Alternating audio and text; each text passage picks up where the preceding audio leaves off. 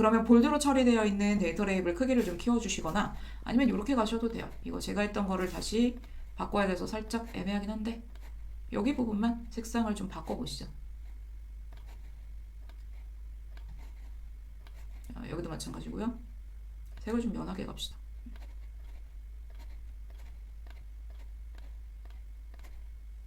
자, 그리고 여기에서도 데이터 레이블 색상 따라서 가주시면 됩니다. 그리고 여기에다가 조금 더 포인트 주고 싶다. 크기만 좀 키워주세요.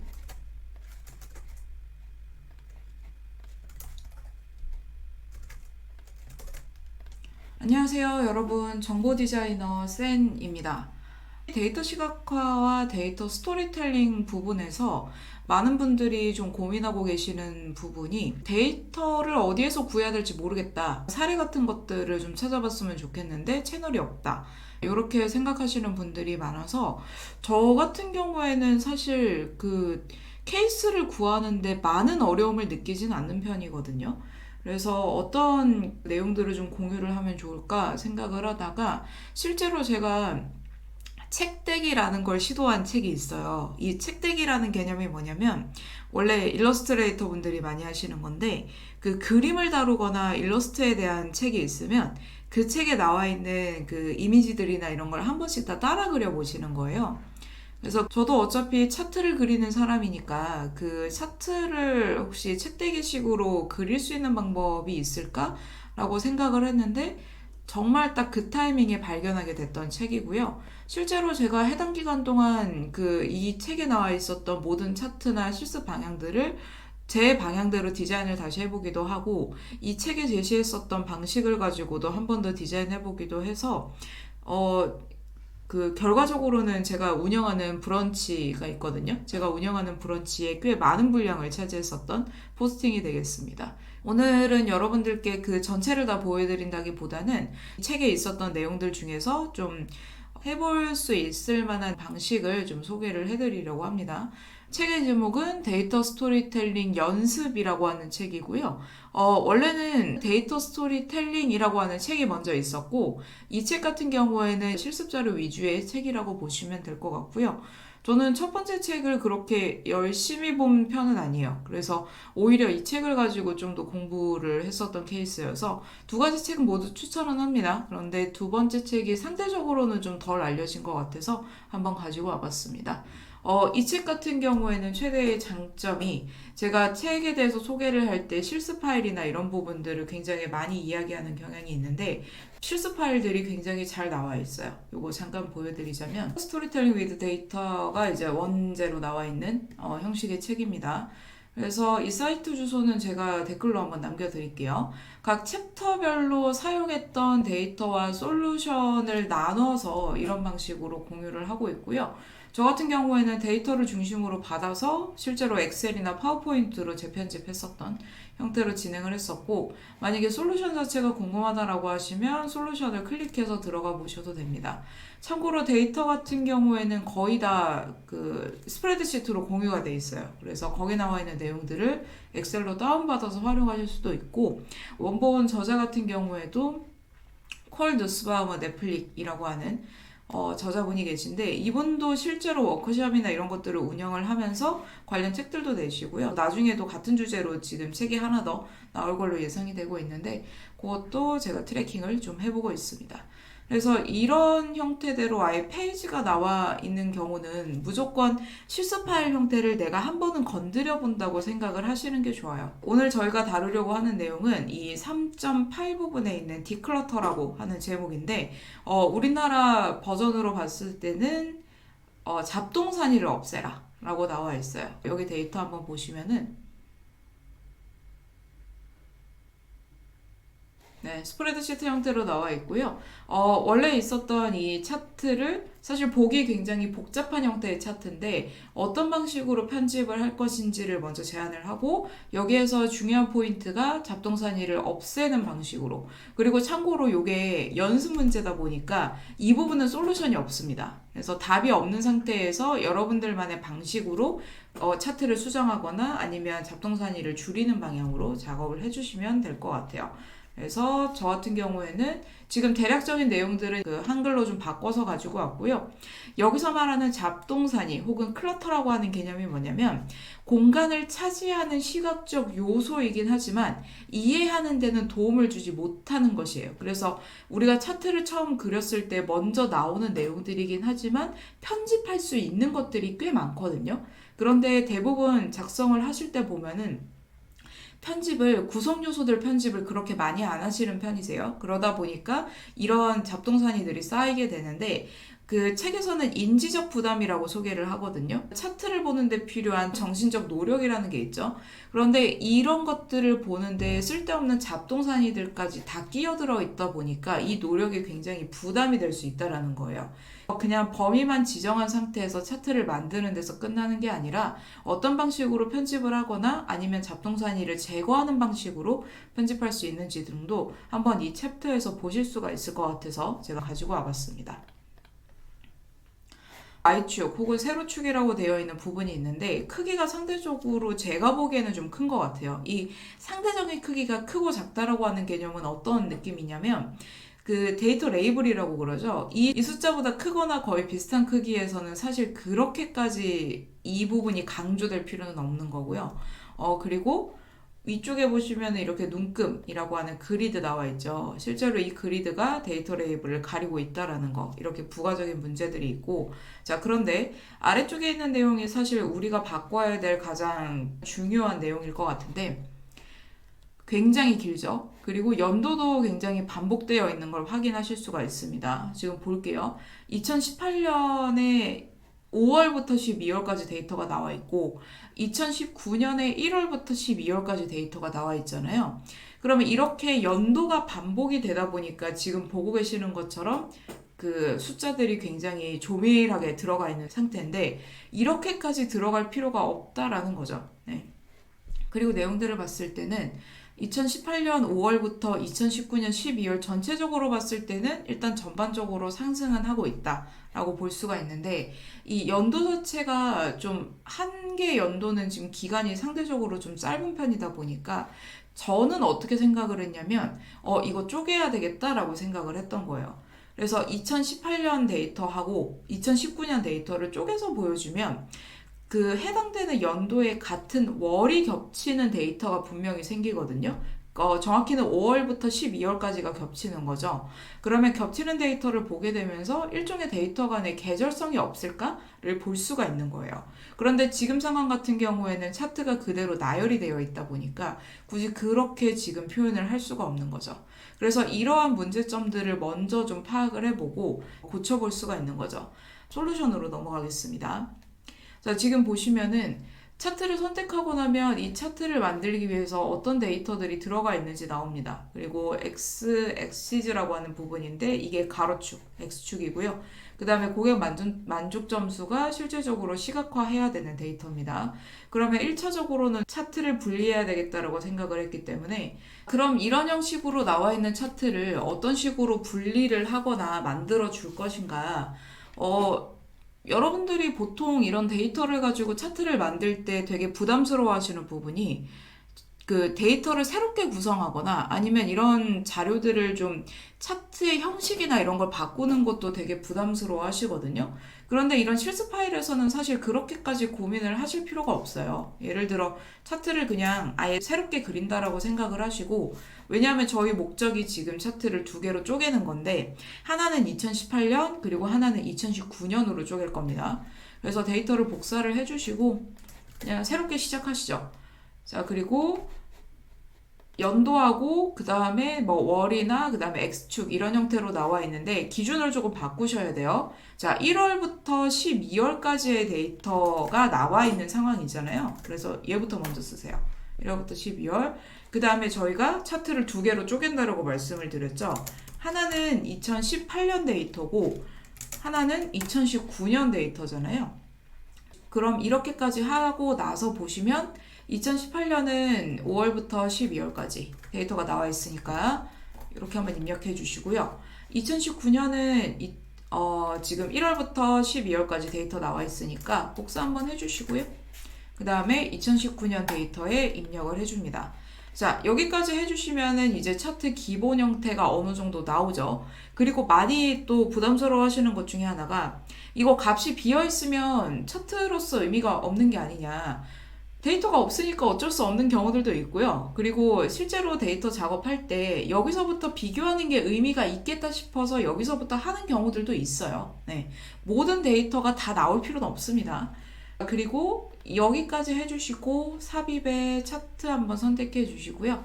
자, 모양 한번 보고 갑시다. 여기에서 모든 차트에 저는 꺾은 선형으로 선택할 거거든요. 그리고 여기에서 표식이 있는 꺾은 선형. 요거를 가지고 보시면 5월부터 이제 데이터가 실제적으로 비교가 될 수 있는. 그리고 이렇게 비교를 했을 때 둘 사이가 좀 차이가 나는 게 보입니다. 그쵸? 그리고 2018년에서 2019년으로 가면서 고객 만족 지수가 상당히 높아졌다라는 걸 볼 수도 있고요. 또 월별로 데이터가 달라지는 모습은 차트를 좀 보면서 확인해 볼게요. 네, 그러면 이런 방식으로 편집을 해주실 수가 있고, 자, 그리고 나서 만약에 여기에서 나는 디자인 쪽으로 조금 더 변경을 하고 싶다 그러면 뭐 표식을 선택한다든지 아니면 선을 선택한다든지 하는 식으로 따로따로 편집해 주실 수가 있습니다. 자, 그런데 여기에서 저희가 집중해야 되는 부분은 잡동사니를 줄여줘야 되잖아요. 그래서 여기에다가 필요한 내용들을 좀 줄이고 한번 비교를 해보도록 하겠습니다. 중요한 것만 남긴다라고 보시면 되는데 여기에서 당장 눈에 띄는 부분은 사실 이 눈금선이 굉장히 애매해요. 그리드 자체가 좀 애매한데 이렇게 좀 키워서 볼게요. 그리드 자체가 굉장히 애매할 수가 있어가지고 얘를 그냥 나는 바로 지우고 싶다라고 하시면 지워볼게요. 그러면 눈은 시원해질 수 있어요. 그런데 우리가 이런 그리드를 세우는 이유가 여기에 비교해서 이 수치가 어디쯤인지 보려고 하는 게 굉장히 크거든요. 그러면 만약에 내가 그리드를 지워야 되겠다라고 하시면 데이터 레이블은 웬만하면 올려주시는 게 좋습니다. 그래서 차트 선택해 주시고 차트 디자인에서 자, 차트 요소 추가에 데이터 레이블에 보시면 위쪽으로 일단 올려볼게요. 위쪽으로 올려보시고 자, 크기는 좀 키우겠습니다. 자, 그리고 2018년 데이터 같은 경우에도 일단 데이터 레이블은 좀 살려볼게요. 데이터 레이블에서 아래쪽으로 한번 내려보겠습니다. 일단 기본 크기는 둘 다 좀 키워줄게요. 자, 그러면 이렇게 만든 상태로 끝내야 되느냐? 이제 여기에서 부가적인 요소들을 조금씩 더해가면서 추가해 주시면 돼요. 어떤 얘기냐면 지금 데이터들이 나와 있는 상태에서 데이터 레이블들이 모두 같은 색상을 갖고 있기 때문에 이게 잘못하면 두 개가 좀 겹쳐서 보일 수가 있거든요. 그래서 이때는 어떻게 하느냐면 데이터 레이블 모두 선택해 주시고 여기에서부터는 서식으로 조금씩 수정해 주시면 됩니다. 그래서 서식에서는 여기서 그냥 한꺼번에 다 하죠. 텍스트 채우기를 그 기본 테마를 사용하고 있다 보니까 이렇게 한번 잡아주시면 되고요. 자, 그럼 여기에다가 좀 더 중요한 포인트들은 어떻게 살리느냐. 예를 들어 이렇게 볼 수 있죠. 지금 2018년 데이터 같은 경우에는 가장 낮은 값이랑 가장 높은 값 지점이 어디가 되는지를 확인해 보실 수가 있어요. 그래서 지금은 8월의 데이터가 가장 낮은 수치고요. 그 다음에 11월의 데이터가 가장 높은 수치입니다. 자, 할 때마다 컨트롤 B를 눌러가지고 제가 볼드로 넣고 있어요. 자, 그리고 나서 이럴 것 같았으면 전체를 다 검정색으로 해도 되긴 했겠다. 자, 일단은 그러면 2019년 같은 경우에는 지금 겹치지 않는 시기는 일단 제외할게요. 그래서 두 개를 비교할 수 있는 시기에서 가장 낮은 지점은 2019년이고요. 그 다음에 가장 높은 지점 한번 볼까요? 89입니다. 그래서 이렇게 높여주시고 만약에 크게 차이가 나지 않는다 그러면 볼드로 처리되어 있는 데이터 레이블 크기를 좀 키워주시거나 아니면 이렇게 가셔도 돼요. 이거 제가 했던 거를 다시 바꿔야 돼서 살짝 애매하긴 한데 여기 부분만 색상을 좀 바꿔보시죠.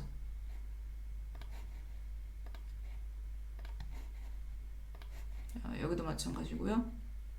색을 좀 연하게 갑시다.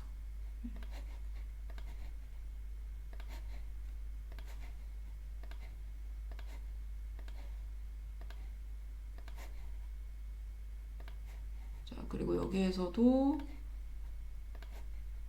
데이터 레이블 색상 따라서 가주시면 됩니다. 그리고 여기에다가 조금 더 포인트 주고 싶다. 크기만 좀 키워주세요.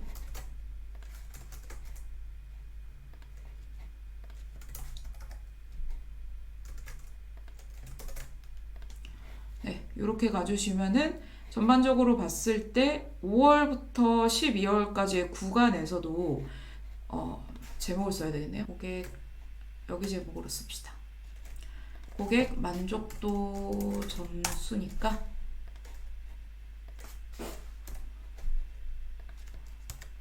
네, 이렇게 써주시면 되고, 자, 그러면 여기에서 보시면은 전체적으로 어떤 차이가 조금씩 생기는지 보이시죠? 만약에 같은 그 연도상에서 패턴이 같이 유지가 되어 있다라고 하면 그 양상이 좀 비슷하게 나와야 되는 상황인 거잖아요. 그런데 여기 같은 경우에는 2018년의 경우 8월달이 가장 만족도 점수가 낮고 11월달이 가장 만족도 점수가 높은데, 2019년 같은 경우에는 오히려 5월이 가장 만족도 점수가 낮고 9월이 가장 높은 걸로 나와요. 그래서 이 데이터 자체는 계절성에 뭔가 이유가 있다라기보다는 앞이나 뒤에 뭔가 다른 사건들이 있지 않았을까라는 생각들이 좀 들고, 거기에다가 12월에서 2019년 1월로 넘어가는 거는 그냥 연도가 바뀌는 거잖아요. 근데 여기에서 1월에 갑자기 데이터가 훅 떨어져요. 그러면 여기에서도 뭔가 이슈가 있지 않았을까라는 생각들을 좀 해볼 수 있는 거죠. 그러니까 특정한 이벤트가 일어났었던 시기들을 조금씩 유추를 해볼 수 있거나, 아니면 고객들의 만족도 점수에 어떤 패턴들이 들어가 있다라는 것도 보실 수가 있습니다. 그러면 이렇게 해서 가장 기본적인 차트 구성은 완료가 되는데, 만약에 여기에서 내가 그래도 조금 더 강조를 하거나 추가할 수 있는 상황들이 있느냐 할 수 있죠. 왜냐하면 지금 그 우리가 보려고 하는 시기가 5월부터 12월 달까지잖아요. 그렇죠? 그러면 여기에다가 5월이랑 12월 사이에 여기 구간인데요. 백그라운드 하나 넣어주시면 돼요. 그래서 저는 삐지라고 보통 넣는데, 그래서 여기에다가 이 방식은 제가 아마 꺾은 선 차트 하게 되면은 꼭 한 번씩은 언급하는 내용이라서, 여기에다가 차트 디자인의 데이터 선택 이용해서 추가해 주시고요. 백그라운드로 넣어 주시고, 그 다음에 계열값은 이렇게 잡아주시면 됩니다. 그러면 데이터 없는 상태대로 이렇게 들어가고, Y축도 잠깐 수정할게요.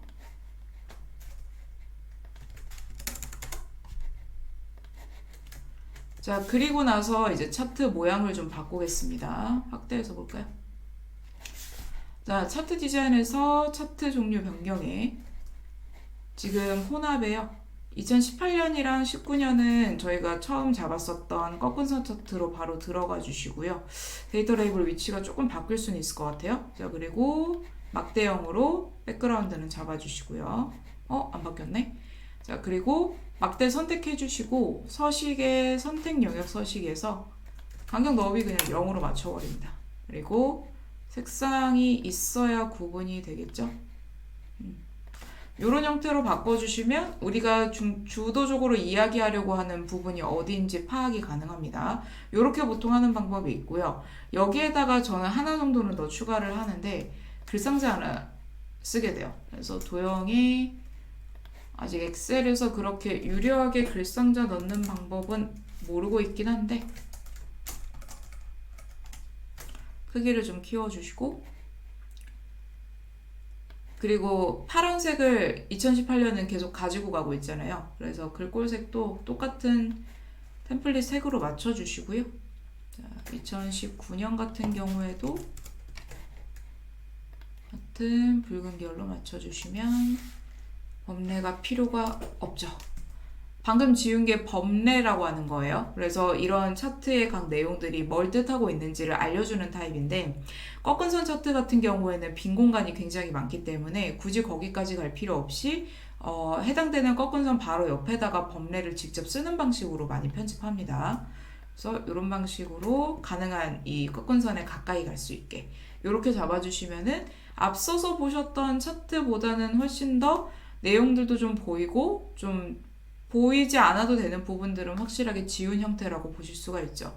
그래서 여러분들이 이런 차트나 옵션들 혹은 뭐 나도 한번 공부를 해보고 싶은데 라고 할 때는 사실 여기 이 책에서 다루고 있는 데이터들이 복잡한 데이터들이 그렇게 많지는 않아요. 그런데 저 같은 경우에는 아무래도 파워포인트랑 동시에 쓰다 보니까 레이아웃이나 이런 걸 좀 고민하게 되는데, 만약에 차트의 방식이나 차트 자체만 좀 수정을 해보고 싶다, 혹은 책에서 나오는 방법대로라도 한번 바꾸고 싶다라고 생각하시면 저는 아마 실습 부분에서는 이 책을 많이 소개를 하고 있는 것 같습니다. 지금 잠깐 생각해 봤는데, 특히나 차트랑 그 다음에 그 차트가 이야기하는 스토리텔링에 좀 집중되어 있는 책이 그렇게 많진 않거든요. 그래서 여기 나와 있는 내용들만 가지고도 아마 차트 디자인을 좀 업그레이드 시키고 싶다라고 그러시면은 충분히 하실 수가 있고, 그리고 툴에 대한 설명은 거의 없어요. 책에서는 이렇게 바꿔봐라 라는 가이드 정도만 제공을 해주고, 그 다음부터는 우리가 해야 되거든요. 여기 나와 있는 차트들이나 아니면 내용들에 맞춰서 데이터를 시각화하는 방법도 한번 익혀보실 수 있을 것 같습니다. 그러면 오늘 영상은 여기서 마무리하도록 하고요. 도움되셨다면 좋아요나 댓글로 궁금한 부분 더 남겨주시면 제가 답변 드리도록 하겠고, 이후에도 비슷한 내용의 영상 보고 싶다고 하시면은 구독 버튼이나 알림 설정으로 남겨주시면 제가 조금 더 도움되는 내용으로 다시 한번 찾아오도록 하겠습니다. 그럼 모두 수고 많으셨습니다. 다음에 봬요.